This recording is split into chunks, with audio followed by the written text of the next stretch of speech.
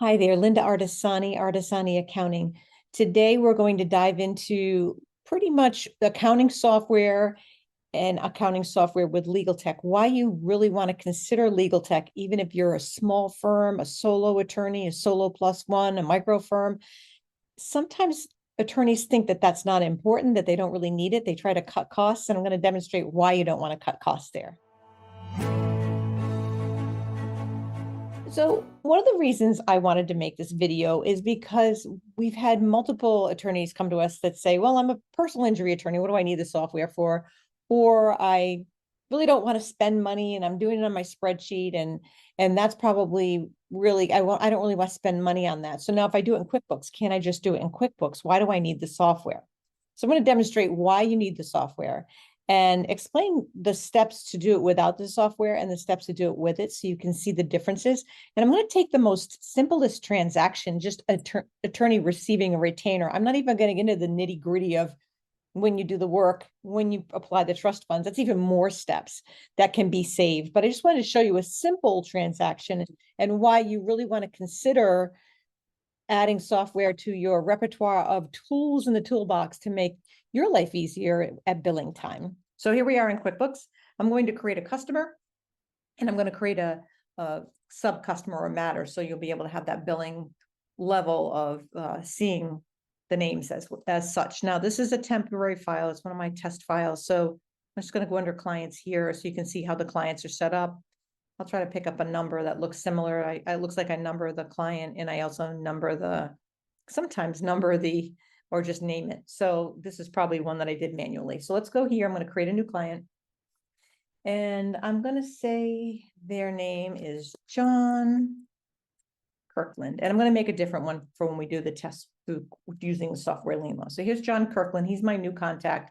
Obviously, you're going to fill out all the details. If they have a company name, phone number, all of that. You're going to put the billing address in.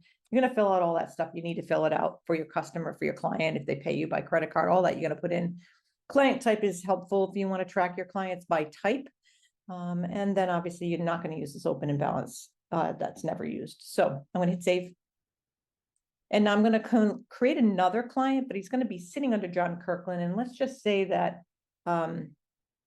criminal matter on John Kirkland. So I'm going to go back a level and I'm going to create another client. It's going to be, I'm just going to use a company name here. I'm going to John Kirkland criminal matter. How's that sound? All right, so that's his criminal matter. So this is the matter name. So the client display name is going to be this. It's going to look just like this, and he's going to be a subclient under John Kirkland. That's where the matter is going to sit. So the parent level will be John Kirkland.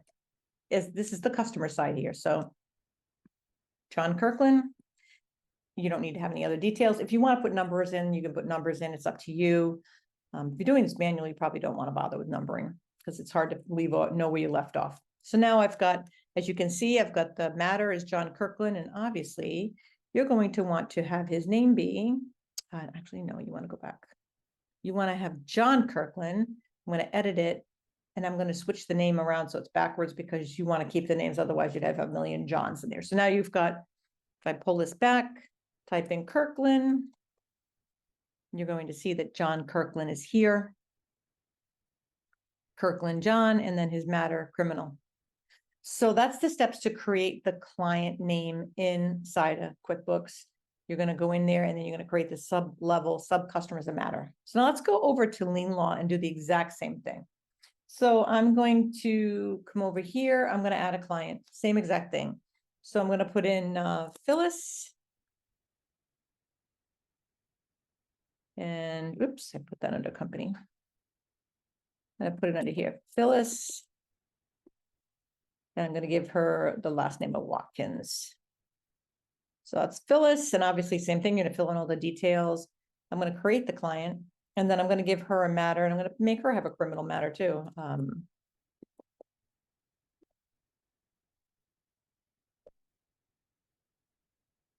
I'll make it assault.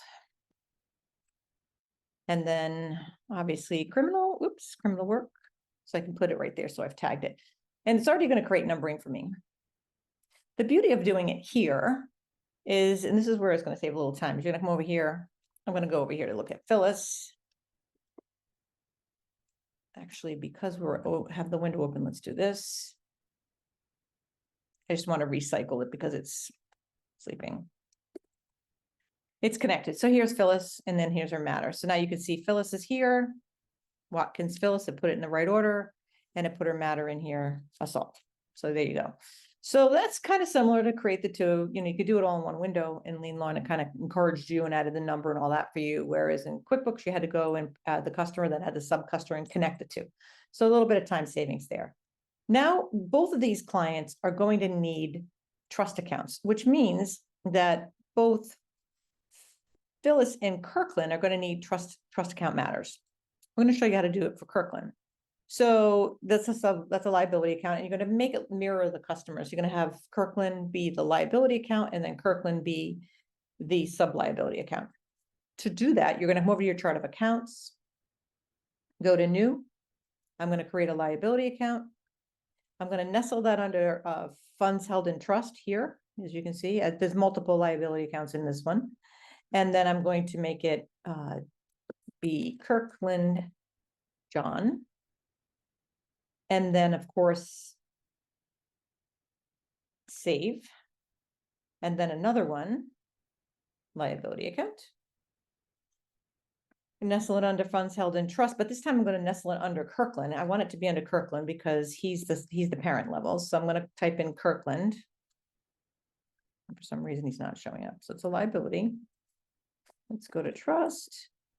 Let's find him here. So he's not showing up. Let's see why. There he is. Let me go back to new. This happens with this new chart of accounts that they have. So I'm going to do funds held in trust. And then I'm going to kind of look at it because I know that's where I put it.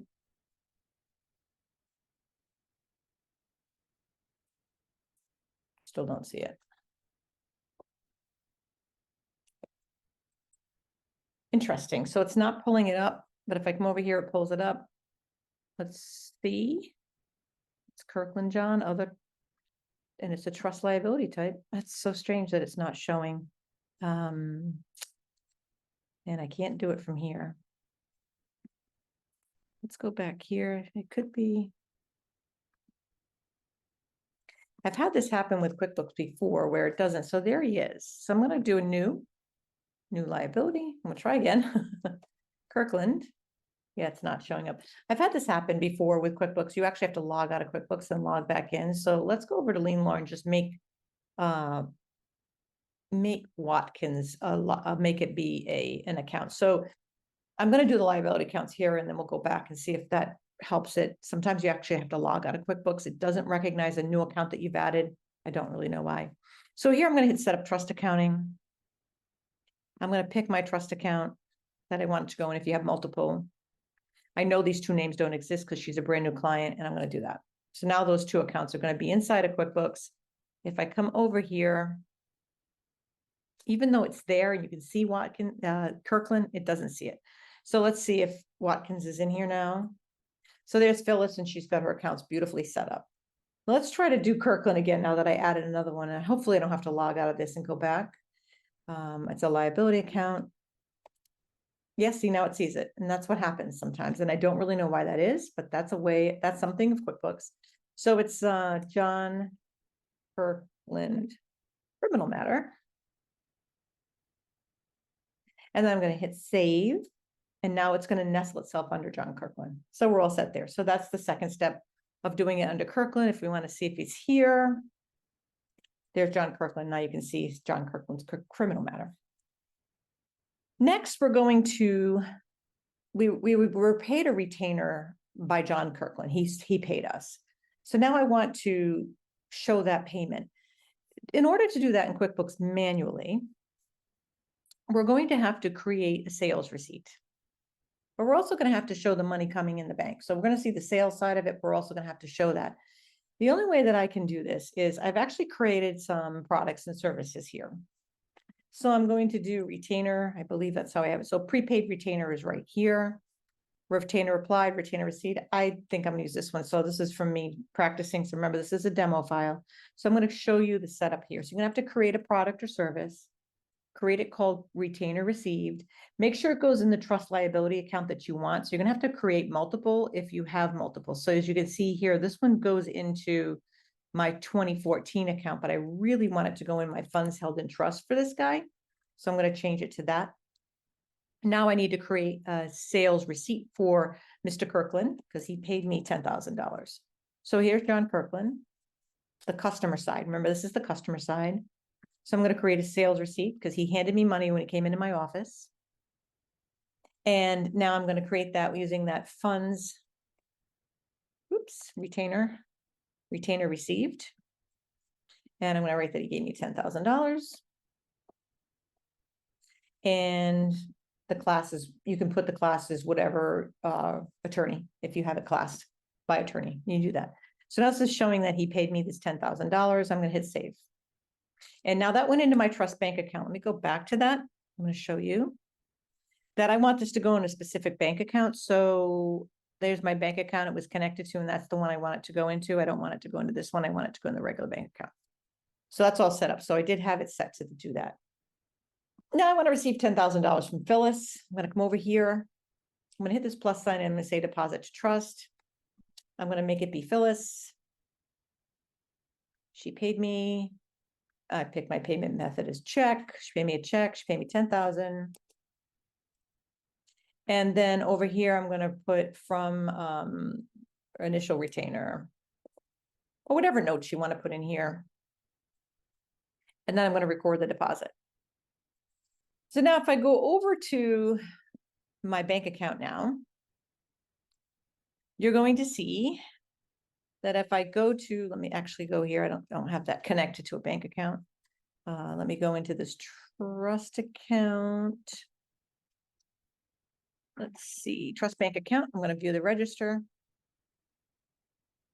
And you're going to see John Kirkland, and you're going to see, oh, he paid me 100,000. You're going to see that this should have been 10. My mistake, 10,000, not 100,000. There we go.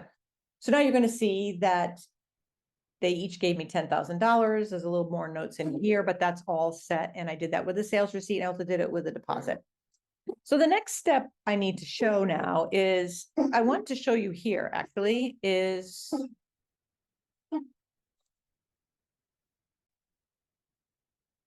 so that's showing that the money hit the bank. I created a sales receipt. The customer side of this transaction has happened, but what about the liability? So I'm going to come down into the section for Kirkland and look, and he's got no transactions showing. So it doesn't show that that money went into trust. So where did it go? Well, if we go back to this product and service and look at the retainer received, I have that booking into, and this is the backside of the deposit. It went into the funds and trust. Why did I do that? Well, I did that because I'm going to have to do this extra step of moving the journal entry, moving it into the right account, because otherwise you'd be making trust account products and services for every client, and that would not be efficient. So I want to go down to the liability side, which is my funds held in trust. Fastest way to get there is by searching here. Search capability in QuickBooks is not working good. Here it is. So when I go to the register, I'm going to see both John and Phyllis. But if I dig deep into this account, and sales receipt, it's going to show that it went here. But we know he doesn't have any money in his account. But then let's go looking inside of Phyllis's and see where her money went to. And her $10,000 is sitting in here. So what's the difference? The difference is the fact that I have a product service inside of QuickBooks that I used in the sales receipt that shows this money going into the bank and then into the parent level for Kirkland. And then I'm going to have to make a journal entry to move it out. Whereas Phyllis's went directly, because it was just one click of receiving the retainer, went directly into the right bucket or the right account, into the liability account for Phyllis. So I'm going to have to do this extra step. Hopefully I'm not losing you on this, but let me show you. So I'm going to have to make a journal entry, funds held in trust. This is all part of the steps that you're gonna have to do to move this. So I increased the funds held in trust with a credit, which, because it's a liability, but now I'm gonna have to make this to move it. So to move to proper liability account for the client. And then I would do that under, I would put there Kirkland. So this is the extra step now. And I wanted to be showing that it was going to John Kirkland, and then whatever I forgot which one we picked. And then I'm going to pick Kirkland's account. So basically you're moving it from liability to liability account, but you want to show this. And then I'm going to hit Kirkland again and then hit his matter number. And then I'll put this attorney's name down. So now what does this look like? And I didn't want to make this too long of a video, but I want to at least demonstrate this. When you look into the balance sheet, they're both properly going to be stated, but the extra step was to move it out of this parent level. So I'm going to show you here. Here's the trust liability 2. Where's the funds held in trust 1? All right, so here's the parent level. This is where I had to book this account balance. So if I come in here, you'll see that money for Phyllis. I can find Phyllis here. I know what I didn't do here. Let me change the date. It's on last year, so let's just do this year. All dates. Like I said, this is a test file. So if we look in here, you're going to see, you'll see Phyllis is in here. She's down at the bottom somewhere. Here's Phyllis. So her money's sitting in her liability account, separated under the header. And then now Kirkland's is, because we made that journal entry. So if I go into John Kirkland's account and show you the matter, let me go over here and pull up his little register. You're going to see that the money is moved in here by that separate journal entry that I made, where Phyllis's went directly in. So now the money is stated in the right way. It's stated in the trust bank account, and it's now stated you received the cash in and the money went into the trust bank, and then the offsetting account was the individual client ledger. That's the time savings. So in lien law, it was just click to add the client, click to add and this is a simplistic demonstration, deposit to trust. So you had to make a client, which made you make a matter, and then you deposit it to trust. So it's that easy, that simple. So I hope that is helpful so that it explains the time saving. So multiply that by however many matters and clients. Not only are you tracking trust in a very logical way, you've got a nice way to show the balances and check your balances here, but at the same time, you're going to be able to validate it all back and keep it balanced. Obviously, this is a demo account. It's not balanced, but you get the gist. So I hope that was helpful in really demonstrating that it's not so easy when you just have the accounting software. It's designed for all types of companies. So there's a lot of workarounds. You have to dive into journal entries, which I know freaks some people out. Accountants and bookkeepers love to make journal entries if we have to. We try not to if we can, but in the manual workaround with QuickBooks, just QuickBooks and no software, you really have to use journal entries. We'd be creating a tremendous amount of products and items to be used in the transactions. So it wouldn't make much sense. It would be time consuming to do that. And using software is going to help you with compliance. It's going to help you with keeping things neat and orderly. As I demonstrated, Lien Law, really great software. It helps you to keep pure clarity in where your numbers are at. And as we know, as working with the legal industry, the importance of trust compliance is just so high. You have to make sure you track that money to the penny. It's really, really an integral part of your workflow, and having the software and the tools to help you is important. So on that note, I hope this helps you make your decision in selecting the right accounting platform, the right software. You can't go wrong with QuickBooks. And if you add Lien Law or Clio on top, you're going to have a really powerful 1-2 punch when it comes to tracking your finances, in tracking and keeping your trust and compliance.